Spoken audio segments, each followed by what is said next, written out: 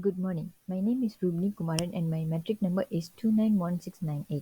Today I would like to present about analyzing US Technique in exams portal design. Totally I get 7 UX technique in this exam portal. Firstly, design sprint are the time constrained 5 phases process that use design thinking to reduce the risk when bringing a new product to market. In Scrum framework, they use design sprint within a agile environment to iteratively improve the exam system portal. By following initial design sprint with development sprint and incorporating feedback regularly, they are able to test idea using prototype with stakeholders and product owner before the development. So this approach ensure the continuous improvement and address the complex requirement earlierly. Secondly, requirement gathering and user research are essential for understanding user needs and preference. They conducting multiple sections with the product owner to understand the exam paper creation process and also the specific needs of the exam system. This included addressing the exam types, question categories, and exam conduction method. So this effort ensure that this system accommodate various education needs and type of exam questions. Thirdly, user scenarios and flow diagram help the visualize and understanding user journeys.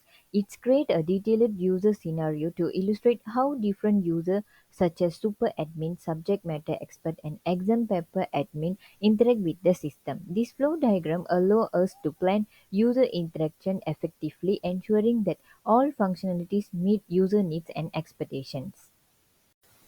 Fourth is customization of existing tool involve the modifying software to better meet user needs. They customize the tiny MEC editor to simplify its interface for examiner, include the necessary features for creating various type of questions. This provided a streamlined and effective tool for examiner to create and manage different question types, enhance the usability and functionality. Next is iterative design and development involving continuous refining based on feedback. They followed an iterative approach where design and development phases alternated. Regular design sprints allow for continuous feedback and refinement, enabling us to adapt to changing the requirement and improve the system incrementally. Ensure a user-centered design also. Next is usability testing. It involves the evaluating a product by testing it with real users. So they conduct the usability test with the relevant stakeholder and product owner to gather the feedback on prototype before moving to develop the phases. So this helps they identify the usability issues earlier and ensure the design meet user needs and expectations. Last is internal team collaboration. It's essential for the cohesive design and development process. So they have the regular internal meeting between the designer and developer to ensure the technical feasibility and also resolve the design challenges. So these maintain the alignment between the design and developer team, ensure the final product meet design specification and technical constraints. Now we go for evaluation and debate selection UX technique. For this section, I choose the design sprint in Scrum framework. So let's critical analyze the use of design sprint within the Scrum framework. So there are several strengths associated with this approach. Firstly, rapid prototyping and test allowing for quick iteration help to identify and solve the problem earlier in the development process. Secondly, stakeholder engagement. During earlier test phases ensure that their needs and feedbacks are considered, so which reduce the risk of costly changes later on. Lastly, the clear goal and focus on each sprint cycle help to keep the team aligned on project objective. However, there are also several weaknesses to consider.